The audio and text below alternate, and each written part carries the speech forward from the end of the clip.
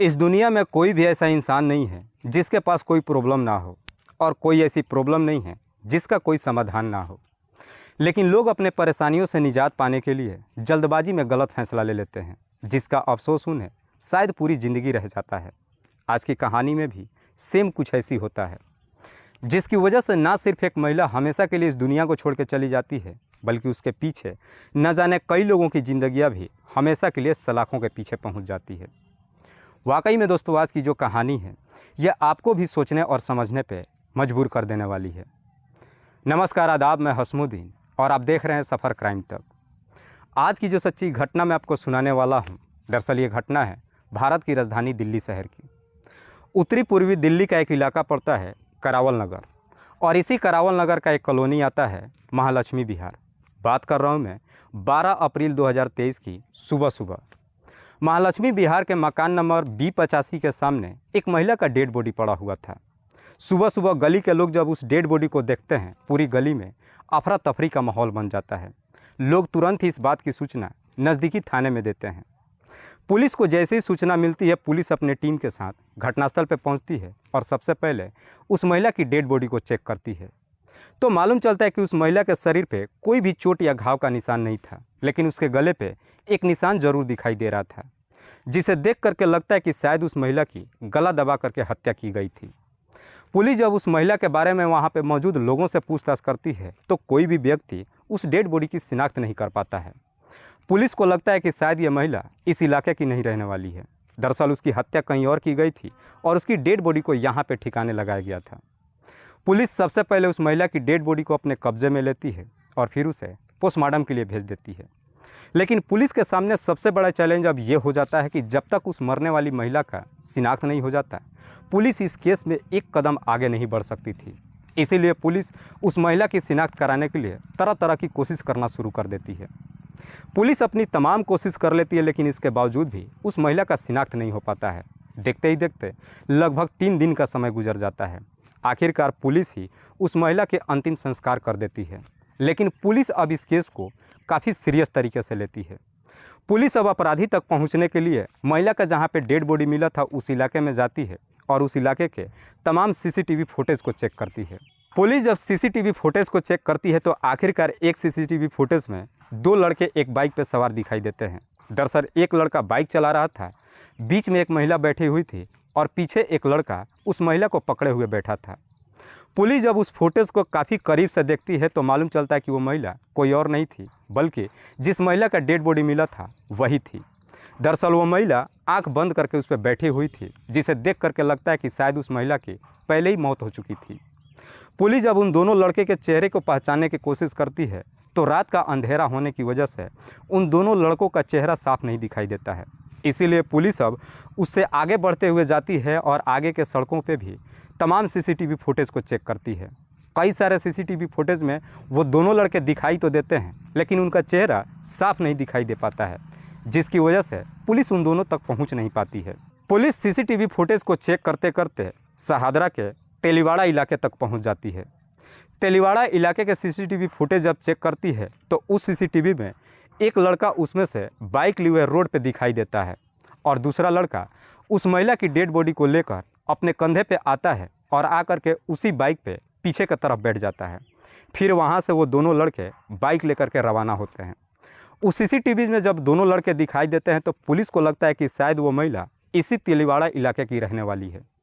इसीलिए पुलिस अब उस महिला के एक फ़ोटो लेकर तेलीवाड़ा इलाके के तमाम दुकानदार और पटरी वालों से दिखाकर पूछताछ करना शुरू करती है। आखिरकार एक पटरी वाला उस फोटो को देखकर शिनाख्त कर लेता है और कहता है कि हाँ साहब, मैं इस महिला को जानता हूँ। दरअसल इसका नाम माही है। माही, जिसकी उम्र है लगभग 30 साल के आसपास। पुलिस जब माही के बारे में उस पटरी वाले से पूछताछ करती है, तो पटरी वाला कहता है कि साहब माही पारुल मैडम के साथ रहता है। पुलिस उस पटरी वाले से पूछताछ करती है कि पारुल कहाँ रहती है। इस पर पटरी वाला कहता है कि साहब पारुल मैडम जाट धर्मशाला के पीछे रहती है। पुलिस पटरी वाला से कहती है कि हमें लेकर पारुल के घर पे चलो। पटरी वाला जब पुलिस को लेकर के पारुल के घर पे जाता है, तो देखते हैं कि वहाँ पे घर के दरवाजे पे ताला लगा हुआ है। पटरी वाला कहता है कि साहब पारुल मैडम इसी मकान में रहती है। अगर आपको यकीन नहीं हो रहा है तो आप मकान मालिक से पूछ लो। पुलिस जब मकान मालिक को बुलाती है पूछताछ करने के लिए, मकान मालिक जब पुलिस के वालों के सामने जाता है तो पुलिस वालों को देखकर थर-थर कांपने लगता है। पुलिस जब मकान मालिक से पारुल के बारे में पूछताछ करती है तो मकान मालिक कहता है कि साहब पारुल तो कल ही मकान खाली करके चली गई। हाँ, ये बिल्कुल सत्य है कि माही पारुल के ही साथ मेरे मकान में रहती थी। मकान मालिक जैसी इस तरह की बातें पुलिस वालों से कहता है तो पुलिस मकान मालिक से पूछताछ करती है कि पारुल का नया मकान कहाँ पे है। इसमें मकान मालिक कहता है कि साहब पारुल ने अपने नए मकान के बारे में मुझे कुछ नहीं बताया है, लेकिन पारुल जब यहाँ पे अपना सामान खाली कराने के लिए आई थी तो अपने साथ में एक तांगे वाले को लेकर के आई थी। पुलिस फिर से उसी पैदान पे आकर के खड़ी हो जाती है, लेकिन पुलिस भी अपने जिद पर उतर जाती है अपराधियों तक पहुँचने के लिए। पुलिस को अब लगता है कि शायद अब पारुल तक पहुँचाने में तांगे वाला ही हमारी मदद कर सकता है। तांगा वाला जो शहादरा के फ्लाईओवर के नीचे बस स्टैंड है। पुलिस अपने टीम के साथ शहादरा के फ्लाईओवर के नीचे तांगे वाले के बस स्टैंड पे जाती है और वहाँ पे तांगे वालों से पूछताछ करना शुरू करती है। आखिरकार वो तांगा वाला भी वहाँ मिल जाता है जो पारुल का सामान तेलीवाड़ा से लेकर के उसके नए मकान तक पहुँचाया था। पुलिस जब उस तांगे वाले से पूछताछ करती है तो तांगे वाला कहता है कि हाँ साहब, कल मैंने तेलीवाड़ा से एक घर खाली करके और उस मैडम का सामान लेकर के कांति नगर में ले गया था। पुलिस तांगे वाला से कहती है कि हमें उस नए मकान पर लेकर के चलो। तांगे वाला जब पुलिस वालों को लेकर के पारुल के नए मकान पर जाता है तो पारुल अपने घर पे ही मिल जाती है। दरअसल उस वक्त पारुल अपने छोटे भाई विनीत के साथ घर पे ही मौजूद थी। पुलिस जब पारुल के घर पे जाती है तो पारुल के साथ साथ उसके छोटे भाई विनीत को भी अपने कस्टडी में लेकर थाने पहुंच जाती है और फिर पारुल से माही की हत्या के बारे में पूछताछ करती है। पहले तो पारुल इधर उधर की बातचीत करती है, लेकिन पुलिस जैसे ही पारुल के साथ में सख्ती से पेश आना शुरू करती है, आखिरकार पारुल मजबूर होकर अपनी सच्चाई कबूल कर लेती है। पारुल कहती है कि साहब, माही की हत्या मैंने नहीं किया है बल्कि मेरे छोटे भाई अमित ने किया है। पुलिस जब पारुल से अमित के बारे में पूछताछ करती है तो पारुल कहती है कि साहब, मुझे अमित के बारे में कुछ नहीं मालूम है। लेकिन पुलिस अब अमित की इतने सरगर्मी से तलाश करना शुरू करती है कि आखिरकार उसी दिन ही एक खबरी के तहरीर पे अमित को भी अपने कस्टडी में लेकर थाने में पहुंच जाती है। पुलिस जब अमित से माही की हत्या के बारे में पूछताछ करती है, अमित जब माही की हत्या की पूरी कहानी बताता है तो वाकई में इसे सुनने के बाद खुद पुलिस वाले भी कुछ देर तक अमित की तरफ देखते ही रह जाते हैं। इस कहानी की शुरुआत होती है घटना से ठीक 5 साल पहले, साल 2017 में। अमित के पिता का नाम है विनय कंवर। विनय जो उत्तर प्रदेश के बागपत जिला के कागदीपुर गांव का रहने वाला है। विनय के टोटल 3 बच्चे हैं, जिसमें एक बेटी और 2 बेटा।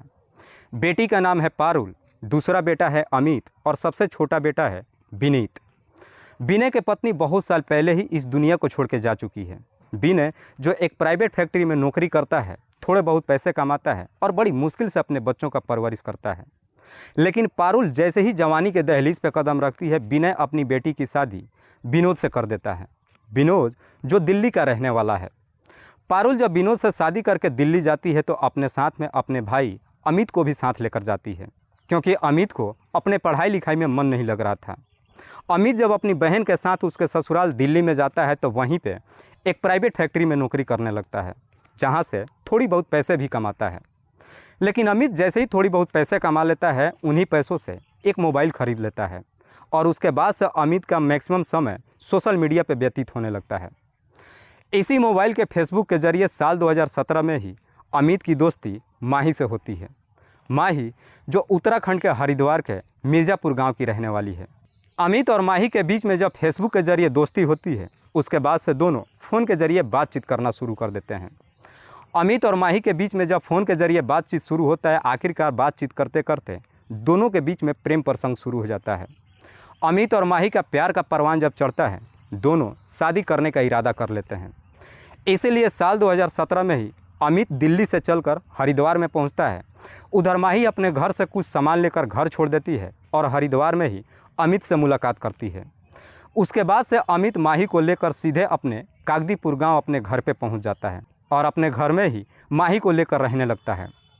अमित जब माही को लेकर अपने घर पे पहुंचता है तो माही से शादी नहीं करता है, बल्कि बिना शादी किए ही उसे अपने घर में रखने लगता है। जैसे ही कुछ महीने का समय गुजरता है, एक दिन पुलिस अमित और उसके पिता को एक हत्या के मामले में गिरफ्तार कर लेती है और फिर दोनों को जेल भेज देती है। अमित जब इधर जेल चला जाता है, उसके बाद से माही अमित की बहन पारुल के पास दिल्ली चली आती है। उसके बाद से माही अमित का इंतज़ार करने लगती है कि जब अमित जेल से छूट कर आएगा उससे शादी कर लेगी। लेकिन माही जब पारुल के पास दिल्ली में जाती है, वहाँ पे जैसे ही कुछ दिन का समय गुजरता है, इधर पारुल का पति विनोद भी इस दुनिया को छोड़ के चला जाता है। लेकिन पारुल का पति जब इस दुनिया को छोड़ के जाता है, उसके बाद से पारुल की ज़िंदगी में कई तरह की परेशानियाँ आनी शुरू हो जाती है। हालात इतना काफ़ी गंभीर हो जाता है कि पारुल अपना भी खर्चा ठीक से नहीं उठा पाती है। इसके बावजूद भी माही को अपने साथ ही रखती है। पारुल अपना खर्चा उठाने के लिए हाथ आगे बढ़ाती है और आखिरकार उसके जीवन में इरफान चला आता है। और फिर पारुल और इरफान के बीच में प्रेम प्रसंग शुरू हो जाता है। पारुल और इरफान के बीच में जब प्रेम प्रसंग शुरू होता है, पारुल इरफान से शादी नहीं करती है, बल्कि दोनों ही लिविंग रिलेशनशिप में रहने लगते हैं। धीरे धीरे जब समय गुजरता है, जैसे ही 5 साल का समय गुजरता है, नवंबर 2022 में इधर अमित जेल से पेरोल पर छूट करके बाहर आता है। अमित जैसे ही जेल से छूटकर बाहर आता है, सीधे अपनी बहन पारुल के पास जाता है। इधर माही जब अमित को देखती है, देखकर काफ़ी खुश होती है। माही को लगता है कि आखिरकार अब उसका सपना पूरा होने वाला है, क्योंकि अब अमित जेल से छूटकर बाहर आ गया है और अमित अब उससे शादी कर लेगा।